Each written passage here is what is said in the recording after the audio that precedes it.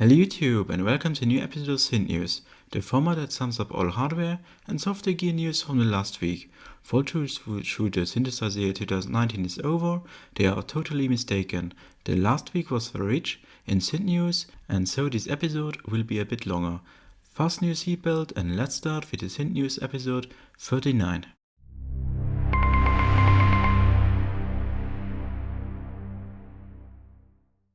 All starts with the news that reached me last night from Great Britain. Analogue Solutions unveiled the Vostok 2020, a further development of the well-known Vostok analog matrix synthesizer that shares the pin matrix concept of the Colossus. However, the circuits and sound character are completely different, so no Colossus Mini. Vostok 2020 features 3 oscillators with sub-oscillators, ring modulation, a multi-mode filter, 2 LFOs, 2 envelopes with a repeat function, sample and hold generator, 1 VCA, and an analog spring reverb with 3 springs. Further, it comes with 2 sequencers, one for MIDI notes and one for CV signals. What made the previous version so interesting, and the new version also, is the fact that you can use a pin matrix and work with patch cables as a classical semi-modular synthesizer. Optically, the instrument stands out, it fits into the Analogue Solution lineup and looks rock solid in the pictures. It will cost £3,300, so it's quite a lot, but you get here rock solid quality and a great sound. And so it's not a very cheap synth, but a lovely new analog boutique synth from Great Britain. From the luxury handcrafted machines to the analog synthesizers for everyone. Of course, we talk about Behringer, and there was a lot to report last week. First, there are over 10 new EU and US trademark entries showing clearly on which clones the company is currently working on. Blue Marvin, aka ARP 2600 clone, Monopoly, a Quark Monopoly clone, Cobol, Polycobol, Polyvox, Syntax, Trident, Quadra, Source, Prodigy, Logan, Pro 16, probably a Prophet 16, and Pro 800. I guess the Blue Marvin or ARP 2600 is probably the synthesizer that is the most advanced in development because Uli has already published pictures of it. I guess we will see the other clones in the next few years. Which synthesizer clone would you be happy about? Let me know in the comments below. It has also known now for some months that Behringer is working on an EDP Wasp clone. Last week the company officially launched it, and it's called Wasp Deluxe. It's not a one-to-one clone, since the iconic touch keyboard is missing. The Behringer version is made for the UREC format, and engine is a replica from the original circuits, so DCOs and an analog single path. In the first sound demos that are available, the Wasp Deluxe sounds very solid and is very close to the original one. A bit pity that they did not clone it with the iconic keyboard. The good thing, it will be available in 2 or 3 weeks and can be now pre-ordered as usual at Thomann and other shops. Third and final news also comes from the official Behringer Facebook site. They have announced in a video that they have discovered a secret warp drive in the Model D. Later they'll release another teaser video with 4 Model D symbols. In my opinion, this will be a polyphonic MINIMOOG listening to the name Poly-D.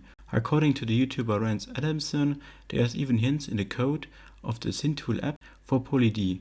I guess it will be either a poly or paraphonic synth with 4 voices, with a keyboard, sequencer as well as effects. I guess everything stays analog, and so no digital effects. What do you think? What will it be? It's crazy what Behringer released this year, especially at this tempo. It will be exciting what the next years will bring. I'm just scared that the whole thing will eventually become too much and interest is gone faster for analog clones than it was there, especially if all of them comes in the same design and unchanged in the features, but let's see what the near future brings. Breaking news. Even before the release of the new Synth News episode, Behringer announced the Poly-D. In many points I was right, only on the delay not. The Poly-D is a polysynth and is based on the MINIMOOG circuits.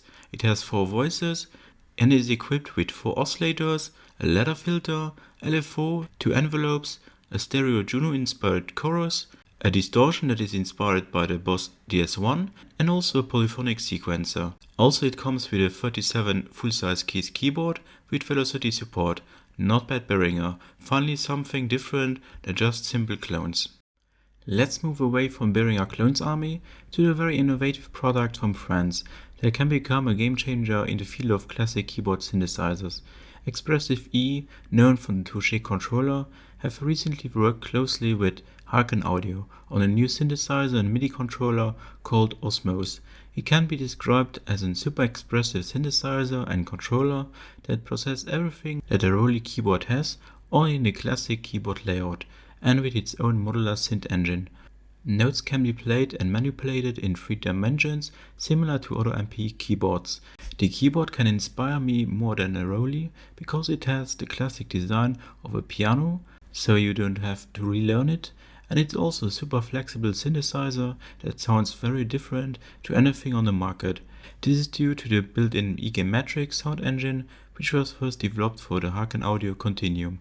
It features different synthesis types, including physical modeling, additive, subtractive, FM, virtual analog, granular, and spectral synthesis. Not to forget that you not only get a full digital synthesizer here, but also an MP keyboard that you can use with other hardware and software, so you can discover your existing plugins, for example, in a new way. For me, the Osmose is one of the best new releases of 2019, and how well the final result, it can be a real game changer in the synthesizer market.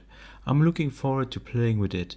For the current pre-sale price of almost €1,100, it offers a lot and it's affordable for many musicians. Also in the ERAC area, there were 2 new news last week. First, the Portuguese manufacturer ADDAC has introduced the System 105, a new synth voice with 4 voices, 4 oscillators with each FM on board, a VCA and a built-in multimode filter. Unfortunately, no envelope on board here. On the other hand, TIPTOP Audio introduced 3 new effect modules in just 8 HP. C-Verb is a new reverb effect module with a wide range of different reverb types. Echoes is a new flexible delay module with 24 different types that are split in the tape, digital and pitch bank. The Z5000, however, is making a big comeback and is a huge upgrade compared to the initially released module from 2008. It's a multi-effects processor that includes 24 different effects ranging from reverbs, delays, modulation, harmonization and pitch modulation effects. According to the developers, it offers analog clocking of the DSP chip. Some ERAC users, however, said that it's not a sync of the delay with the clock. Nonetheless, the module looks very nice and has a nice feature set. The brilliant indie developer OTEM RELLIK has a new project at the start, and as always it was super limited and so it's already sold out, but you should talk about that. CIRRUS is a new lovely designed touch FM synthesizer made of wood. It has a built-in digital FM core with 8 voices of polyphonic. Interesting here, you can mix the FM core with a classic sawtooth waveform. On the modulation side, a looping envelope and a pitch LFO is on board. At the end of the signal chain, there is also a lush sounding reverb installed. The interface is here very interesting and unique. CIRRUS doesn't use a classic keyboard, but 8 capacitive touch plates for notes and modulation. Plus it has a flexible 32-step polyphonic sequencer with parameter automation per step. 8 presets can be saved, and USB MIDI for notes, clock and MIDI CC control is on board. On top, a pulse in-out for syncing to other hardware gear is also included. A lovely new project, and please OTEM, make more units. And now the soft synth news. Rob Harpen presented the 6th edition of the Explorer bundle last week, now with 25 plugins. New is Punch 2, a big update for the famous drum machine plugin, an X and Y transfer, a new crazy multi-effect.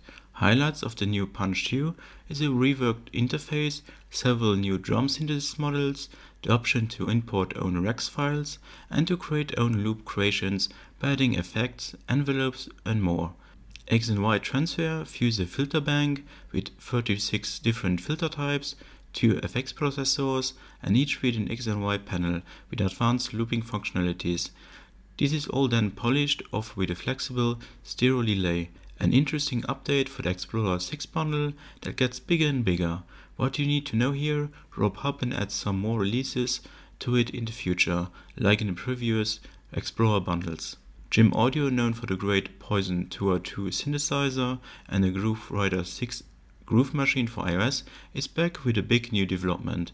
Pure Acid is a new iOS app that turns your iPhone and iPad into a flexible groove box on the go that is packed with a synthesizer and drum machines inspired by the legendary Roland 303, 808 and 909. It supports Ableton Link, Audio Bus, Inter-App Audio, but no AOV3 support. The developer already confirmed that an AOV3 update is coming in the future. It's a great development, and I lean far out of the window here, because Jim Audio has developed the unofficial successor to the Propellerhead Rebirth app here. This app is a must-have for anyone who loves acid, and not just for iPad musicians, but for any musicians with an iPhone and iPad. Then there was the news that the young company Sugar Audio, not Sugar Bytes, has introduced a new wavetable synthesizer. ADMIRALIZOR combines two synchronizable wavetable oscillators with a wide range of cross-synthesis and modulation options. Many effects and ready-to-use presets are also included.